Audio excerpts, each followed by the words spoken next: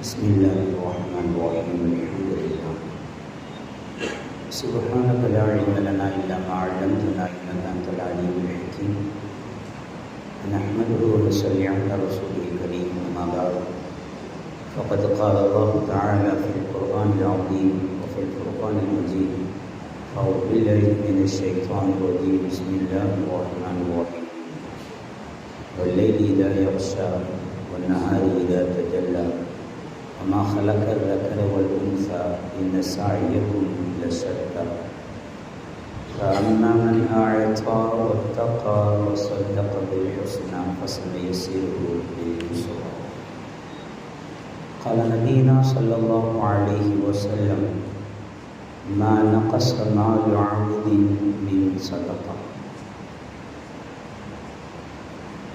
புகழ் அனைத்தும் அல்லாஹ்விற்கு உரித்தாகும்.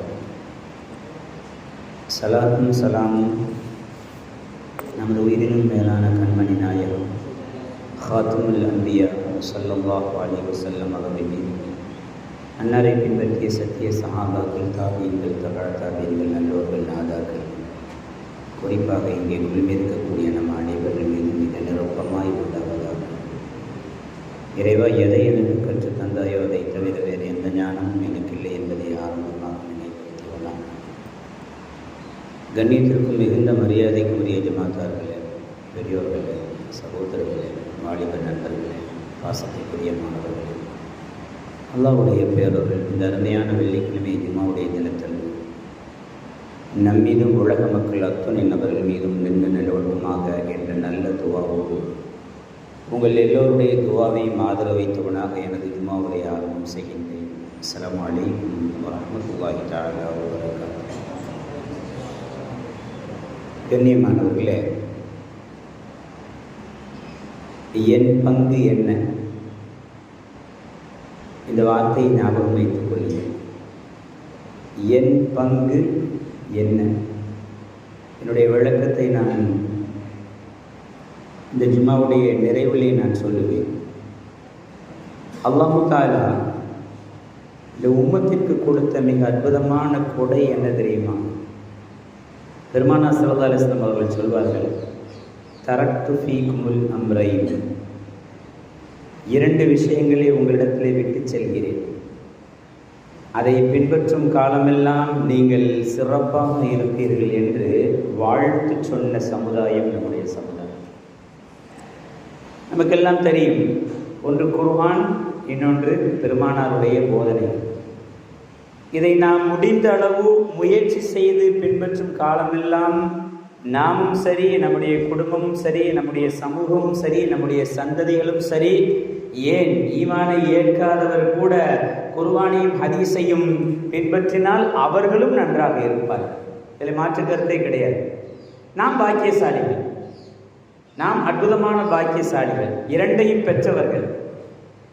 ஏன் நான் அப்படி சொல்கிறேன் என்றால், சில சமயத்தில் அல் குர்ஆன் ஷரீஃப் இருக்கிறது அல்லவா, அது நம்முடைய வாழ்க்கையில் நடக்கக்கூடிய சில விஷயங்களை அப்படியே படம் பிடித்து காட்டும். ஆச்சரியமாக இருக்கும். நம்பமா வேண்டாமா என்ற ஒரு மாற்று சிந்தனை இருப்பவர் கூட இந்த ஆயத்தையும் யதார்த்தத்தையும் பொருத்தி பார்த்தார் என்றால் நம்பி விடுவார், ஈமான் கொண்டு விடுவார், அல் குர்ஆனை உயர்வாக பார்க்க ஆரம்பித்து விடுவார். நிறைய சொல்லலாம். இன்றைய விஞ்ஞான உலகத்தில் நாம் இருக்கும் இடத்திலிருந்து உலகத்தின் எந்த மூலையில் இருப்பதையும் பார்க்கக்கூடிய சக்தி பெற்ற ஒரு உலகத்தில் நாம் இருக்கிறோம். அப்படித்தானே? அவ அல்லாஹ் தஆலா குர்ஆன்ல சொல்லக்கூடிய சில விஷயங்களை நம் கண் முன்னால் அப்படியே காட்சிப்படுத்துவான். ஆச்சரியமாக இருக்கும். அப்படி காட்சிப்படுத்தி நம்முடைய ஈமானை அதிகப்படுத்துவான். எதற்காக? சில விஷயங்களில் நாம் அஜாக்கிரதையாக இருந்துவிடக்கூடாது என்பதற்காக. நாம் பல விஷயங்கள் அஜாக்கிரதையாக இருக்கும், அதிலும் குறிப்பாக சில விஷயங்களில் நாம் அஜாக்கிரதையாக இருந்துவிடக்கூடாது என்பதற்காக நம் முன்னால் காட்சிப்படுத்தக்கூடிய பல அற்புதமான விஷயங்களை இந்த உலகத்தில் அல்லாஹ் நடத்தி கொண்டே இருப்பான். ஒன்றும் இல்லை, உதாரணத்திற்கு பாருங்களேன். அல்லாஹ் குர்ஆன்ல சொல்றான், மரஜல் பஹ்ரைனி யல்தகியானி பைனஹுமா பர்ஸஹுல் லா யப்கியான். இது அல்லாஹ் சொல்லக்கூடிய வார்த்தை, நமக்கெல்லாம் தெரியும். சூரத்து ரஹ்மான்ல வருகிறது, மரஜல் பஹ்ரைனி யல்தகியானி, நபியே நாயகமே அந்த மக்களிடத்திலே சொல்லுங்கள். நம்மை பார்த்து அல்லாஹ் சொல்லுகிறான், உலகத்திற்கு சொல்ல சொல்கிறான். நபியே நாயகமே அந்த மக்களிடத்திலே சொல்லுங்கள், 2 கடல்கள் சங்கமிக்கும் இடத்தை பற்றி அவர்கள் அறிவார்களா? மரஜல் பஹரைன் யல்தகியான் பைனஹுமா பர்ஸகுல் லா யப்கியான். அந்த 2 கடலுக்கும் மத்தியிலே ஒரு அற்புதமான திரையை நான் ஏற்படுத்தி வைத்திருக்கிறேன். அந்த திரை எப்படிப்பட்ட திரை என்றால், இந்த தண்ணீர் வேறு நிறம், இந்த தண்ணீர் வேறு நிறம். இந்த தண்ணீர் இங்கே கலக்காது, இந்த தண்ணீர் இங்கே கலக்காது. ஆனால் மேலோட்டமாக பார்த்தால் 2மே கடல் தான். இப்படி அல்லாஹ் ஒரு வார்த்தையை சொல்லுகிறான். புரியவில்லை, இப்பொழுது காட்சிப்படுத்துகிறான். நீங்கள் யூடியூபிலே அடித்து பாருங்கள். 2 கடல்கள் சங்கமிக்கும் இடம் என்று போட்டாலே வந்துவிடுகிறது. இன்றைய நவீன விஞ்ஞான உலகத்திலே ஒரு மனிதர் கப்பலை எடுத்துக்கொண்டு அந்த நடுக்கடலில் சென்று 2 கடல்கள் சந்திக்கும் இடத்தில் தன்னுடைய கப்பலை செலுத்தி வீடியோவோடு அப்லோட் செய்திருக்கிறார். ஆச்சரியம் ஆச்சரியம் ஆச்சரியம் கண்ணியமானவர்களே. அந்த தண்ணீர் வேறு, இந்த தண்ணீர் வேறு. அந்த கலர் வேறு, இந்த கலர் வேறு. அந்த கலர் எப்படி கலக்காமல் இருக்கிறது தெரியவில்லை. எப்படி அது 2க்கும் மத்தியிலே திரை இருக்கிறது தெரியவில்லை. ஆனால் நம்புகிறேன். அதான் நல்லா மரஜல் பஹரைன் யல்தகியான், 2 கடல்களுக்கு மத்தியிலே திரையை நான் ஏற்படுத்தி இருக்கிறேன். இது அங்கே போகாது, அது இங்கே வராது. மேலோட்டமாக பார்த்தால் 2ம் தண்ணி தான். சுப்ஹானல்லாஹ் சுப்ஹானல்லாஹ். அதை நீங்கள் பார்க்க வேண்டும் கண்ணியமானவர்களே. அப்படியே அற்புதமான அலை கோடு போல் இருக்கிறது. இந்த தண்ணீர் அங்கே போகவில்லை, அந்த தண்ணீர் இங்கே போகவில்லை. நேரமும் காலமும் பொருந்தி வந்தால் அந்த வீடியோவை கூட என்னால் காட்ட முடியும். அப்லோட் செய்து வைத்திருக்கிறேன். எதற்காக சொல்கிறேன் என்றால், நம்முடைய ஈமானிய உணர்வு அதிகப்படுத்துவதற்காக அல்லாஹ் சில சமயத்திலே காட்சிப்படுத்தி சில விஷயங்களை சொல்வான். மரஜல் பஹரைன் யல்தகியான், அதில் ஒரு இடம். இன்னும் நமக்கு ஈமான் அதிகப்படுத்த வேண்டும் என்பதற்காக இன்னும் அல்லாஹ் சொல்வான், இன்னும் சொல்லுவான். இப்பொழுது நமக்கு ஈமான் வருகிறது. அல்லாஹ் ஒன்று சொல்லிவிட்டால் என்றால் அது கண்டிப்பாக. இது கொஞ்சம் யோசிச்சு பாருங்க. 1400 ஆண்டுகளுக்கு முன்பாக கடல்னா என்ன தெரியாது. ஒரு சாபி கேட்பார் அல்லவா, மெல்பஹர் யா ரசூலல்லாஹ், கடல் சொல்றீங்களா அப்படின்னா என்னன்னு கேட்பாங்க. அப்படிலாம் ஹதீஸ்ல வருது. அப்படி கடல் என்று என்னன்னு தெரியாத இடத்திலே அல்லாஹ் தஆலா ஆயத்தை இறக்கி, எப்ப 2 கடல் இருக்குது, அந்த தண்ணீர் இந்த தண்ணீர் கலக்காது என்று சொல்லும் பொழுது நம்பிக்கை வரவில்லை. ஆனால் இன்று நாம் நவீன விஞ்ஞான உலகத்தில் அதை கண் முன்னால் பார்க்கின்ற பொழுது சுப்ஹானல்லாஹ், அல்லாஹ்வுடைய ஆயத், அல்லாஹ்வுடைய அந்த அற்புதமான விஷயம் நமக்கு ஆச்சரியத்தை ஏற்படுத்துகிறது. இன்னும் நமக்கு ஈமான் அதிகப்படுத்த வேண்டும் என்பதற்காக இன்னும் சொல்வான். நான் ஏன் எல்லாம் சொல்கிறேன் என்றால் ஒரே ஒரு விஷயம்தான். சில விஷயத்தில் நாம் அஜாக்கிரதையாக இருக்கிறோம். அல்லாஹ் காட்சிப்படுத்தி இதை நம்பினால் இது நடக்கும். அப்போ மரஜல் பஹரைன் யல்தகியானை கண் முன்னால் காட்சிப்படுத்தினான். அடுத்து பாருங்க, இது 1400 ஆண்டுகளுக்கு முன்பாக சொன்னான். எல்லாத்தையும் 5000 ஆண்டுகளுக்கு பின்பாக அல்லாஹ் எடுத்து சொல்லுவான். 5000 ஆண்டுகள் வரலாற்றின் ரீதியான அனுபவம் கண்ணியமானவர்கள். 5000 ஆண்டுகளுக்கு முன்பாக அழைத்து செல்வான். நபியே நாயகமே அந்த மக்களிடத்திலே சொல்லுங்கள், 5000 ஆண்டுகளுக்கு முன்பாக ஒரு மனிதர் பாலைவனத்திலே ஒரு கட்டடத்தை கட்டிவிட்டு இப்படி ஒரு துவா செய்தார். நமக்கெல்லாம் தெரியும். இப்ராஹிம் அலைஹிஸ்ஸலாம் அவர்கள் இப்ராஹிம் கவாயித மினல் பைத் வ இஸ்மாயில் அழகாக எழுப்புறார். அப்படிதானே? எழுப்பிட்டு அவர் சொல்கிறார், ஒரு சுகு அஹ்லுஹு மினஸ் ஸமராத்தி மன் ஆமன மின்ஹும் பில்லாஹி வல் யௌமில் ஆகிர் قال ومن كفر فأمته قليلا ثم اضطره إلى عذاب النار وبئس المصير وإذ يرفع إبراهيم القواعد من البيت وإسماعيل ربنا تقبل منا إنك أنت السميع العليم. யாருமே இல்லாத வனாந்தரமாக இருக்கக்கூடிய பாலைவனத்திலே ஒரு தகப்பனும் மகனும் ஒரு கட்டிடத்தை கட்டிவிட்டு இறைவனிடத்திலே துஆ செய்கிறார்கள். இறைவா, இந்த கட்டிடத்தை உலகத்து மக்களின் கவனத்தை திசை திருப்பக்கூடிய கட்டிடமாக மாற்றிவிடு. மாத்திரமல்ல, இங்கிருந்து ஒரு நபியை நீ உருவாக்கு. அந்த நபி உன்புறத்திலிருந்து வர வேண்டும். அவர் உலகத்துக்கு சில செய்திகளை சொல்ல வேண்டும். மாத்திரமல்ல, இங்கு யாரெல்லாம் வருகிறார்களோ அவர்களுக்கு இந்த உலகத்தில் கிடைக்காத அத்துணை கனியும் கிடைக்க வேண்டும், அத்துணை பழங்களும் கிடைக்க வேண்டும். எப்ப துவா செய்கிறார்? அது மாத்திரமல்ல, இங்கே வந்துவிட்டால் ஒரு வகையான நிம்மதி அவர்களுக்கு நீ கொடுக்க வேண்டும். இது அத்தனையும் 5000 ஆண்டுகளுக்கு முன்பாக ஹஜ்ரத் இப்ராஹிம் அலைஹிஸ்ஸலாம், ஹஜ்ரத் இஸ்மாயில் அலைஹிஸ்ஸலாம் மாத்திரம், 2 பேர் மாத்திரம் நின்று ஒரு வனாந்திரத்துல ஒரு சின்ன கட்டடத்தை எழுப்பிட்டு அல்லாஹ்ட்ட துஆ செய்றாங்க. ஆச்சரியம் கண்ணியமானவர்களே, இன்று நாம் கண்கூடாக பார்க்கிறோமா இல்லையா? காபத்துல்லா ஷரீஃப், சுப்ஹானல்லாஹ். எத்தனை எத்தனை மனிதனுடைய கனவாக இருக்கிறது. உலகத்தில் உள்ள 214 நாடுகளில் 197 நாடுகளிலிருந்து விமான போக்குவரத்து காபாவை நோக்கி செல்லக்கூடிய காட்சியை நாம் பார்க்கிறோம். நவீன உலகத்தில் நாம் பார்த்து விடலாம், தாராளமாக அடித்து பார்த்து விடலாம். யூடியூப்ல அடிச்சு பாருங்க, மக்காக்கு எந்தெந்த நாட்டில இருந்து ஃபிளைட் போகுதுன்னு சொல்லிட்டு சுப்ஹானல்லாஹ், நாட்டை எண்ண முடியாது. 197 நாடுகளில் இருந்து கனெக்டிங் பிளைட்டோடு மக்காவிற்கு செல்லக்கூடிய காட்சி. அத்துணை பேருடைய உள்ளமும் அங்கே செல்கிறது. அங்கே சென்றவர்களுக்கு தெரியும், அங்கே கிடைக்காத எந்த கனிவர்க்கமும் இல்லை. அப்படித்தானே? எது வேண்டுமோ அது கிடைக்கிறது. எப்படி சாத்தியம்? எக்ஸ்போர்ட் இம்போர்ட் அதெல்லாம் விட்டு விடுங்கள். அங்கே 2 மனிதர்கள் செய்த துவா அல்லாஹ் சொல்லி காட்டுகிறான். இப்ராஹிம் கட்டிடத்தை எழுப்பிவிட்டு அவர் செய்தார் அல்லவா, ஒரு யாரெல்லாம் முன்னை கூட்டி ஈமான் கொண்டார்களோ அவர்களுக்கு இந்த ஊழு வந்துவிட்டால் அவர்கள் விரும்பக்கூடிய கனியை நீ தாராளமாக கொடு என்ற துவாவை இன்று நாம் கண்கூடாக நிதர்சனமாக அனுபவித்துக் கொண்டிருக்கிறோம். அல்லாஹ் காட்சிப்படுத்துகிறான். அப்படித்தானே? ஒரு பக்கம் பஹரை கடலை கொண்டு காட்சிப்படுத்தினான், இன்னொரு பக்கம் அழகான காபாவை கொண்டு காட்சிப்படுத்தினான். நாம் பார்க்கிறோம், 5000 ஆண்டுகளுக்கு முன்பாக ஒரு சாதாரண சின்ன ஒரு கட்டிடமாக எழுப்பப்பட்ட அந்த காபா இன்று உலகத்து முஸ்லிம்களின் இதயமாக மாறியதா இல்லையா? எல்லோருக்கும் ஒரு லட்சியம், அல்ல எல்லோருக்கும் அந்த பாக்கியத்தை வேண்டும்.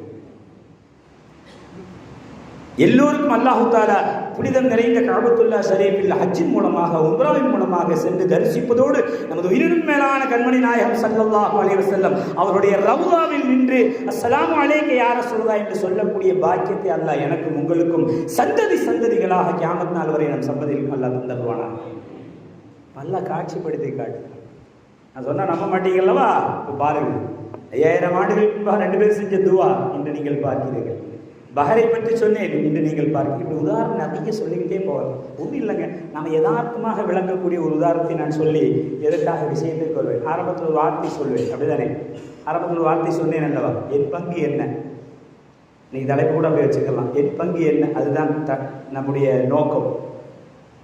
அல்லாஹ் குர்ஆன்ல ஒரு ஆயத்தை சொல்லுவான், இன்னல்லாஹ இந்தஹுல் முஸ்ஸா. ஒரு மனிதன் எங்கே மௌத்தாகுவான் என்பது எனக்கு மாத்திரம்தான் தெரியும், நல்லா சொல்றோம். இதை யாராச்சும் மறுக்க முடியுமா? யாராலும் மறுக்க முடியாது. பிறப்பது எங்கோ பிறக்கிறோம், ஆனால் மறைவது என்பது அல்லாஹ்வுடைய நாட்டத்தில் இருக்கிறது. அல்லாஹ் சொல்கிறான், அதை நான் வைத்திருக்கிறேன், அது என்னுடைய ரகசியம். பிறந்திருப்பார், தலைமுறையாக வாழ்ந்திருப்பார். இன்னும் சொல்ல போனால் 98 வயது வரை ஒரு இடத்தில் பிறந்து அந்த ஊரை விட்டு வெளியே சென்றிருக்க மாட்டார். ஆனால் அவருடைய மரணம் எங்கோ கடல் கடந்து நடக்கும். அங்கேதான் அவர் மூத்தாவார், அங்கேதான் அடக்கம் செய்யப்படும். நிறைய சொல்லலாம். அல்லாஹ் கண்முன் காட்சிப்படுத்துகிறார். நீங்கள் உறுதியாக சொல்ல முடியுமா? தூத்துக்குடியில் தான் பிறந்தேன், தூத்துக்குடியில் மரணிப்பேன் என்று யாராலும் சொல்ல முடியாது. இந்தியாவில் பிறந்தேன், மறப்பேன், யாராலும் சொல்ல முடியாது. காபாவில் பிறந்தேன், மறைவேன், யாராலும் சொல்ல முடியாது. கண்ணியமானது, அது அல்லாஹ் தற்புறத்தில் வைத்திருக்கிறார். இன்னல்லாஹ இந்தஹுல் முஸ்ஸா. சில விஷயம் ஏண்டதான்ப்பா இருக்குது, உங்களுக்குலாம் தெரியாது. நீங்க எங்க மரணிக்கும் கேட்கலாம் துவா, யா அல்லாஹ் என்னுடைய மூத்தை நல்ல மூத்தாக ஆக்கிவிடு, என் மரணத்தை கைரான மரணமாக ஆக்கிவிடு என்று கேட்கலாம். ஆனால் எங்கே மரணமாகுவோம் அல்லாஹ்விற்கு தான் தெரியும். அல்லாஹ் எல்லோருக்கும் நல்ல மரணத்தை தருவானாக. ஆமி தைரியமா சொல்லலாம், சொன்னோடனே வந்துடாது அப்படின்னு யாரும் நினைக்க வேண்டாம். தெரியுதுங்களா? நல்ல மரணத்தை கேட்பது என்பது பெருமானாருடைய சுன்னத். அதாவது நல்ல மரணம் என்றால் தீய மரணத்தை விட்டு பாதுகாப்பு. அதாவது விபத்தின் மூலமாக, கெட்ட மயித்து மூலமாக, கடல்ல இருந்து சுனாமி வந்து கட்டடம் இடிந்து இது போன்ற மரணத்தை விட்டு பாதுகாப்பதற்காக பெருமானார் ஸல்லல்லாஹு அலைஹி வஸல்லம் கற்றுத் தந்தார்கள். எப்பொழுதுமே உங்களுடைய துவால நல்ல மரணத்தை கேளுங்க. மரணத்தை கேட்டோடனே மரணம் வந்து நினைக்காதீங்க, உங்களுக்கு ஒரு தவணை நிர்ணயிக்கப்பட்டு. இப்படி அல்லாஹ் தஆலா நம்ம முன்னால காட்சிப்படுத்துவதோட நோக்கம் என்ன அப்படின்னா, நம்முடைய ஈமானை அதிகப்படுத்தி விட்டு இப்போ அல்லாஹ் சொல்றான், மனிதர்களை படைத்து விட்டு லைலி இதா யக்ஷா ஒன்னஹாரி இதா தஜல்லா. அல்லாஹ் பாருங்க, நம்முடைய ஈமான் அதிகப்படுத்தணும் அப்படிங்கிறதுக்காண்டி சத்தியமிட்டு சொல்ல ஆரம்பிப்பான். அல்லாஹ் சத்தியமிடணும் அவசியமே இல்லை. அது எப்படி பாருங்க, இரவின் மீது சத்தியமாக, பகலின் மீது சத்தியமாக. அல்லாஹ் சத்தியமிடுறது எப்படி தான் இருக்கான், ஒல்லை இரவின் மீது சத்தியமாக, ஒன்னஹார் பகலின் மீது சத்தியமாக சொல்லிட்டு அல்லாஹ் தஆலா நிறைய விஷயம் சொல்றான். நமக்கு தேவையான ஒரே ஒரு விஷயத்தை விட்டு பார்த்துக்கிடுவோம். என்ன சொல்றான் அப்படின்னா, ஒல்லைலி இதா யக்ஷா ஒன்னஹாரி இதா தஜல்லா வமா ஹலக்கல் தக்கர வல் உன்ஸா. ஆணையும் பெண்ணையும் நான் தான் படைத்தேன். இதில் நமக்கு ஈமான் இருக்கு, அப்படிதானே? சொல்லிட்டு அல்லாஹ் சொல்லுவான், இன்ன சாயக்கும் லசத்தா. அல்லாஹ் சொல்லக்கூடிய வார்த்தை, உங்களுடைய முயற்சிகள் பலதரப்பட்டதாக இருக்கிறது. நம்மை பார்த்து அல்லாஹ் சொல்கிறான், ஈமான் கொண்டவர்களை பார்த்து சொல்றான், நபியே நாயகம் அந்த மக்களிடத்தில் சொல்லுங்கள், இரவின் மீது சத்தியமாக பகலின் மீது சத்தியமாக மனித வர்க்கத்தை நான் தான் படைத்தேன், ஆணாக பெண்ணாக படைத்திருக்கிறேன். முடித்துவிட்டு அல்லாஹ் சொல்கிறான், உங்களுடைய முயற்சி பலதரப்பட்டது. உண்மையும் அப்படித்தான், நம்முடைய முயற்சி பலதரப்பட்டது. அப்படித்தானே ஒரு மாணவன் முதல் மார்க்குக்காக முயற்சிக்கிறான், ஒரு பிசினஸ்மேன் நல்ல எய்ம் பண்றதுக்காண்டி முயற்சிக்கிறார், ஒரு குடும்ப தலைவன் குடும்பத்தை நடத்துவதற்காக முயற்சிக்கிறார், ஒரு ஆசிரியர் நல்ல மாணவரை உருவாக்க முயற்சிக்கிறார்.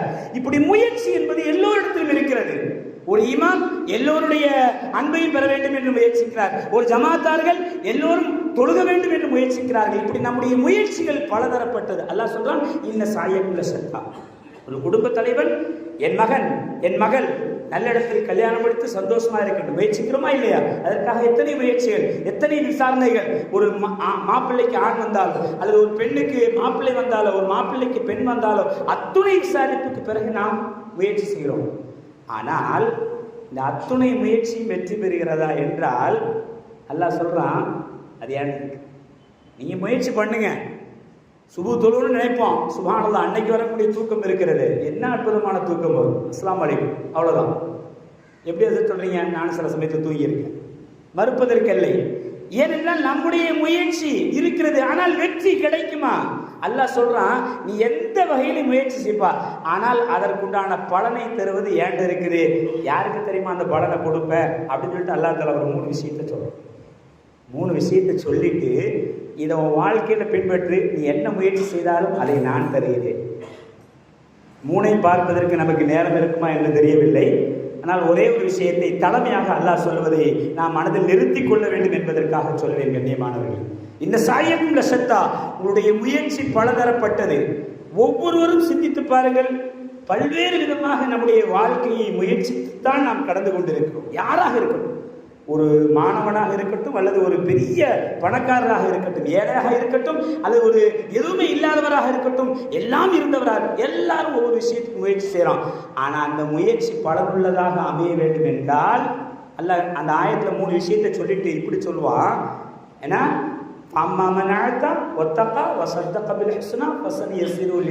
இந்த பண்பு யாருக்கு இருக்குதோ அவங்களுக்கு நான் அந்த முயற்சியை வெற்றியாக்கி தருகிறேன். நம்பிக்கை வரணுமா வரக்கூடாதா?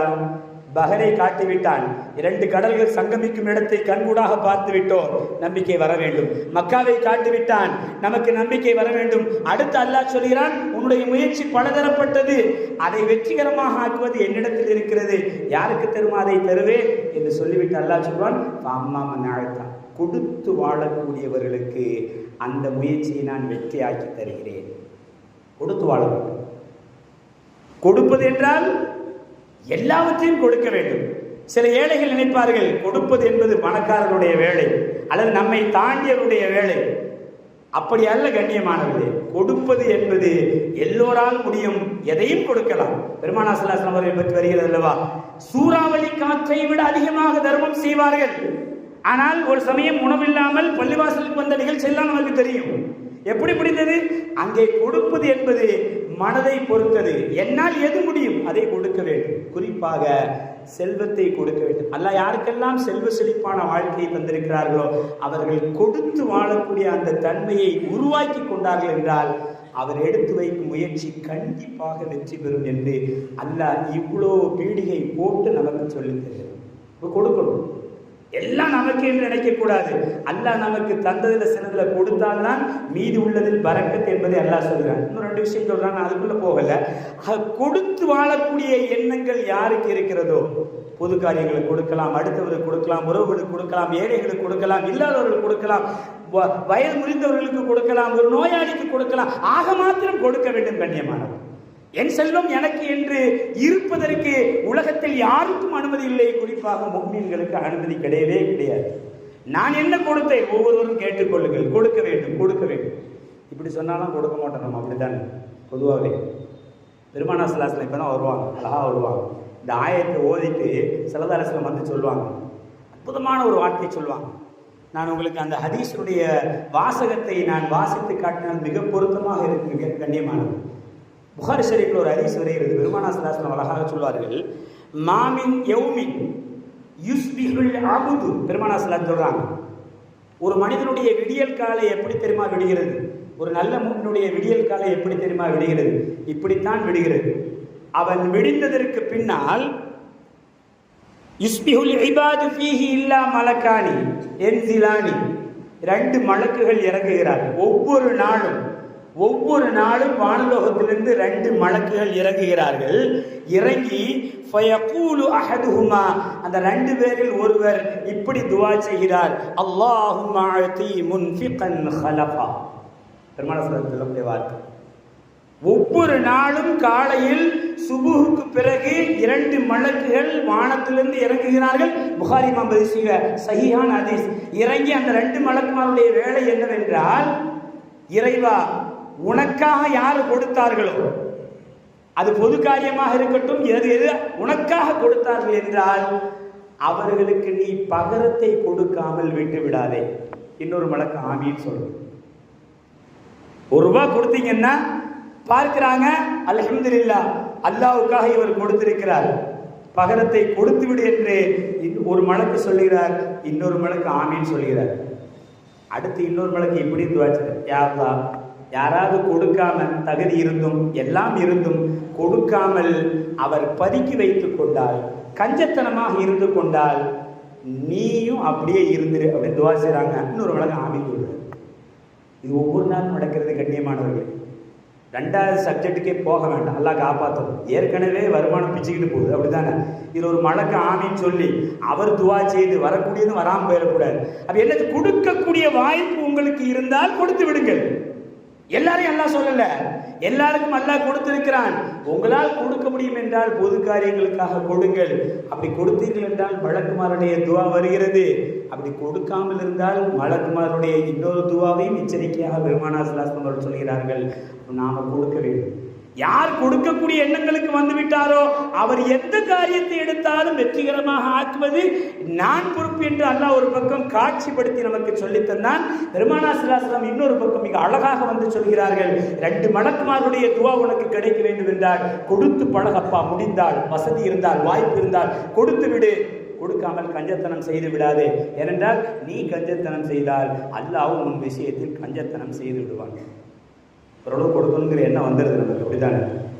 அடுத்து இன்னொன்று சொல்லுவாங்க பாருங்க, சுப்ஹானல்லாஹ், அதுதான் நம்முடைய நெற்றி பொட்டில் அடிக்கிறது கண்ணியமானது.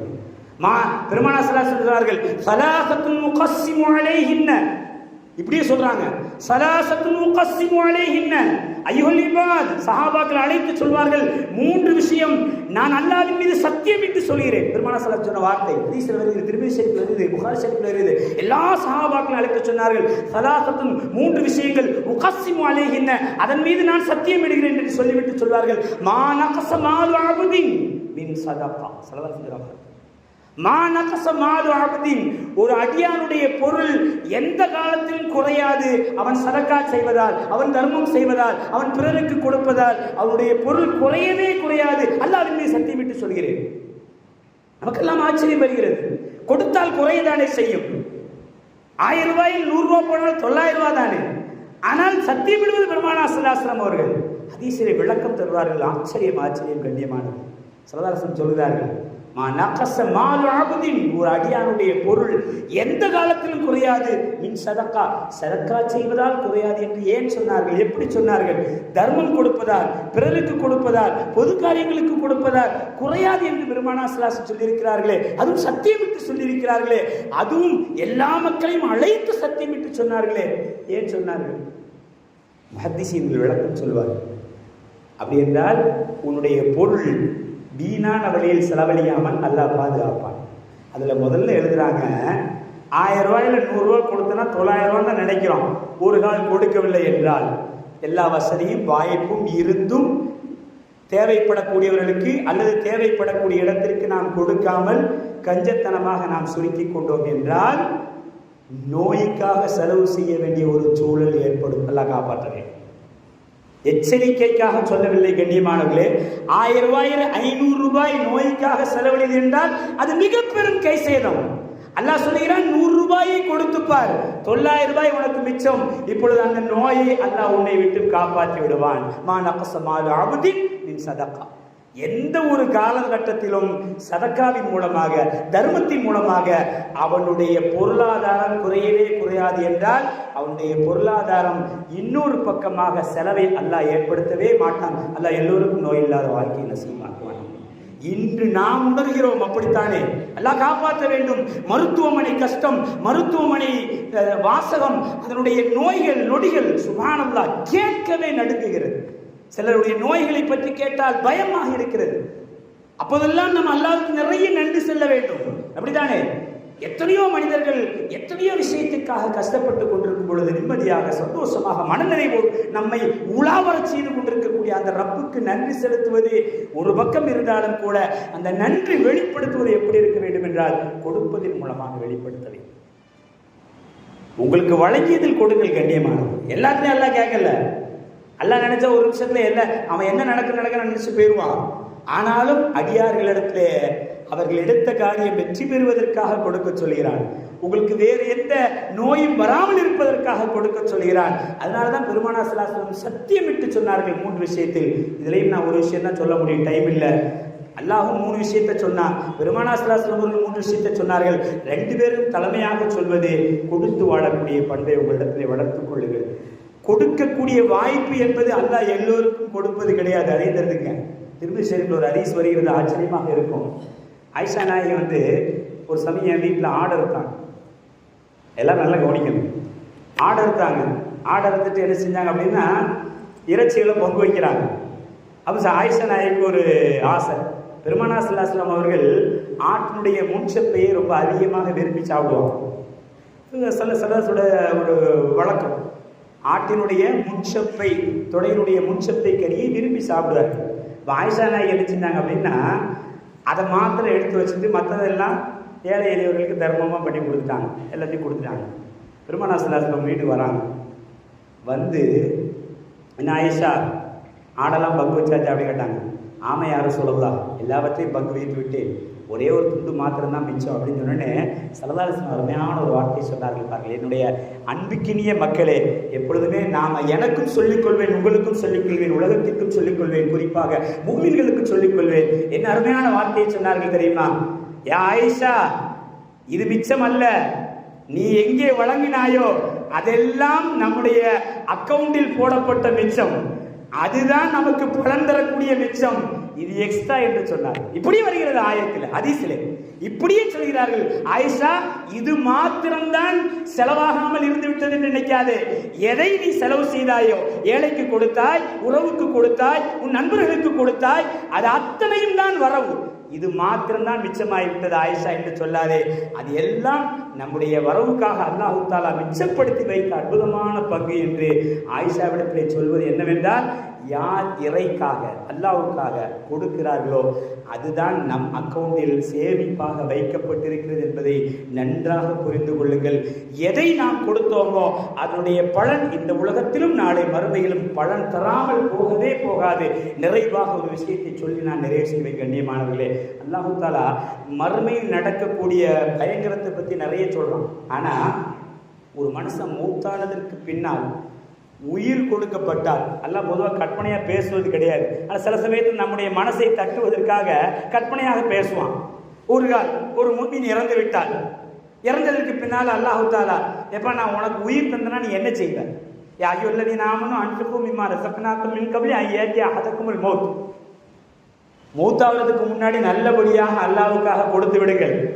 அல்லாஹ்வுக்காக கொடுத்து விடுங்கள். உறவுக்கு கொடுங்க, பொது காரியங்களுக்கு கொடுங்க, நல்லது கொடுங்க. எப்படியோ உங்களுக்கு அல்லாஹ் செல்வத்தை தந்தால் கொடுத்து விடுங்கள். அல்லாஹ் அப்படியே யா அய்யுஹல்லதீன ஆமனூ அன்ஃபிகூ, செலவழியுங்கள், மிம்மா ரஸக்னாக்கும், உங்களுக்கு தந்ததில் அல்லாஹ்வுக்காக செலவழியுங்கள், மின் கப்லி அன் யஅத்திய அஹதகுமுல் மௌத், மௌத் வருவதற்கு முன்னால் ஒரு கால் உங்களுக்கு நான் மௌத்தானதற்கு பின்னால ரூஹ தந்தா நீ என்ன செய்வேன்னு கேட்டா என்ன சொல்லுவான் தெரியுமா? அடியார் சூரத்துல் முனாஃபிக்குள்ள நீங்கள் எடுத்து பாருங்கள் கண்ணியமானங்களே. ஃபயகூலு லவ்லா அஹர்தனி இலா அஜலின் கரீப் ஃபஅஸத்தக வஅகும் மினஸ் ஸாலிஹீன். இறைவா, இன்னும் கொஞ்ச நேரம் எனக்கு நீ டைம் கொடுத்திருந்தால் நான் சதக்கா செஞ்சுட்டு வந்திருப்பேனே அல்லாஹ் ஏன்னா சதக்காவுடைய அந்த அற்புதமான அன்பளிப்புடைய உனக்காக கொடுத்ததுடைய அந்த பலனை மூத்தாதற்கு பின்னால் நான் பார்த்ததற்கு பின்னால் ஐயோ நான் சதக்கா செய்யாமல் மூத்தாகிவிட்டேனே, இன்னும் ஒரு நிமிடம் கூட அல்லாஹ் நான் சென்று வேகமாக என்னுடைய பொருளை சதக்கா செய்துவிட்டு வந்து விடுகிறேன் என்று சொல்வதாக அல்லாஹ் குர்ஆனிலே நம்முடைய வாழ்க்கையை படம்பிடித்து காட்டுகிறான் என்றால் சதக்கா தர்மம் என்பது அவ்வளவு அற்புதமானது, கண்ணியமானது, அவ்வளவு அற்புதமானது. எனவே யாரும் அந்த விஷயத்தில் அஜாக்கிரதையாக இருந்து விடாதீர்கள். உங்களால் முடிந்ததை கொடுங்கள். கொடுக்கும் காலமெல்லாம் அல்லாஹ் கொடுக்க வைத்துக் கொண்டே இருப்பான். ஆனால் சுருக்கி விட்டோம் என்றால் இன்னொரு மடக்கு எப்போவுமே ரெடியாக இருக்கிறார் அப்படிங்கிறது உங்களுடைய சிந்தனைக்கு விட்டவனாக அல்லாஹ் தாலா கொடுக்கும் கரமாக நம்முடைய கரத்தை ஆக்கிறவனாக கொடுங்கள், தாராளமாக கொடுங்கள். எதற்காக இவ்வளோ பீடி என்றால் ஒரே ஒரு விஷயம் தான் கண்ணியமானவர்களே, நம்முடைய ஜாமியா பாரம்பரியமிக்க ஜாமியா பிள்ளைகளுடைய வேலைகள் எல்லாம் அல்லாவுடைய பெருங்கிருபையினால் நல்லபடியாக நடந்து கொண்டிருக்கிறது. நம்முடைய முன்னோர்கள் மூதாதையர்கள் மிக அற்புதமான முறையிலே வக்ஃப் செய்து தரப்பட்ட இந்த பள்ளிவாசல் இன்று நம்முடைய கரங்களில் இருக்கிறது. நாம் அடுத்த தலைமுறைக்கு இதற்கு விட சிறப்பாக கொடுக்க வேண்டும் என்றால் சின்ன சின்ன வேலைகள் செய்துதான் ஆக வேண்டியிருக்கிறது. அதற்காகத்தான் இந்த பணிகள் எல்லாம் துவங்கப்பட்டு மிக சிறப்பாக நடைபெற்றுக் கொண்டிருக்கிறது. அதற்காக நிறைய பேர்கள் உதவி செய்து கொண்டிருக்கிறார்கள். இருந்தாலும் இன்னும் உதவிகள் தேவைப்படுகிறது. நாம் நினைக்கலாம் இவ்வளோ பெரிய பள்ளிவாசல எவ்வளோ சொத்து இருக்கு, அதை வச்சு அப்படி அல்ல. நாம் ஒன்றே ஒன்றுதான், நான் கொடுப்பதனால் என் சந்ததி நல்லிருக்கும் என்று யாரெல்லாம் நினைக்கிறார்களோ அவரெல்லாம் கொடுங்கள், தாராளமாக கொடுங்கள், நமக்காகவும் கொடுங்கள், பிறருக்காகவும் கொடுங்கள். அப்படி கொடுக்கின்ற பொழுது நாமும் நன்றாக இருப்போம், நம்முடைய சந்ததிகளும் நன்றாக இருக்கும். அந்த அடிப்படையிலே இன்னும் கொஞ்ச நாட்கள் ஒரு 1.5 மாதம் கழித்து நான் ஜாமியாவுக்காக பணிக்காக கொடுக்க நினைச்சா வாங்கிறதுக்கு ஆள் இருக்காது. அதையும் சொல்லிவிட்டோம். ஏனென்றால் எங்களுடைய பணிகள் நிறைவு பெற்று விட்டால் நீங்கள் கொடுக்கணும் என்று நினைத்தால் கூட இங்கே வாங்குவதற்கு ஆள் இருக்க மாட்டார்கள். எனவே நீங்கள் யார் நினைக்கின்றீர்களோ தாராளமாக. நான் ஜும்மாவுக்கு வரும்பொழுது கூட ஒருத்தர் யதார்த்தமாக ஒரு சகோதரர் வந்து அதில் என் சார்பாக ஒரு 10,000 ரூபாய் இந்த மராமத்து பணிக்காக வைத்துக் கொள்ளுங்கள் என்று சொன்ன அந்த விஷயம் என்னுடைய காதிலே ரொம்ப சந்தோஷமாக இருந்தது. 10,000 என்பது சாதாரண அமௌண்டாக இருந்தாலும் கூட எதையே உணர்ந்திருக்கிறார். அப்படித்தானே அதுபோல் நாம் ஒவ்வொருவரும், நான் சொல்லுவேன் என் பங்கு என்ன, ஆரம்பத்தில் ஒரு வார்த்தை கேட்டது அதுதான், என் பங்கு என்ன என்று ஒவ்வொருவரும் உங்களை கேள்வி கேட்டுக் கொள்ளுங்கள். இந்த ஜாமியாவிற்காக என் பங்கு என்ன, குறைந்தது இவ்வளோ, அதிகமாக இவ்வளோ, என் பங்கு என்றால் என் குடும்பத்தின் பங்கு என்ன என்று ஒவ்வொரு சகோதரர்களும் நாம் நம்மை நாமே கேள்வி கேட்டுக்கொண்டோம் என்றால் இந்த பணி மிகச்சிறப்பாக நடைபெற்று அடுத்த தலைமுறைக்கு இந்த பள்ளிவாசலை மிக அற்புதமாக கொடுக்கக்கூடிய கூட்டத்தில் நாம் ஆவோம் என்பதை தாண்டி நாளை மறுமையிலே அல்லாஹ் இதற்கான கூலியை ஜன்னத்துல் ஃபிர்தௌஸ் என்ற சொர்க்கத்திலே எனக்கும் உங்களுக்கும் இதற்காக உதவி செய்ய அத்துணை நபர்களுக்கும் தந்து கொண்டே இருப்பானாக. இந்த நல்ல துவாவோடு அல்லாஹ் கொடுக்கும் கரமாக நம்மை ஆக்கிடுவானாக. குறிப்பாக அல்லாஹ்விற்காக இஹ்லாஸோடு எண்ணத்தோடு நாம் கொடுத்து கொண்டே வாழக்கூடிய, நம்முடைய சந்ததிகளும் கொடுத்து கொண்டே இருக்கக்கூடிய நல்ல சந்ததிகளாக நம்ம எல்லாம் அல்லாஹ் கபூல் செய்வானாக. இந்த நல்ல துவாவோடு உங்கள் எல்லோருடைய துவாவும் ஆதரவு தெரிவிக்கின்றேன். வாஹிர் அல்ஹம்துலில்லாஹி ரப்பில் ஆலமீன். அஸ்ஸலாமு அலைக்கும் வரஹ்மத்துல்லாஹி தஆலா வபரகாத்துஹு.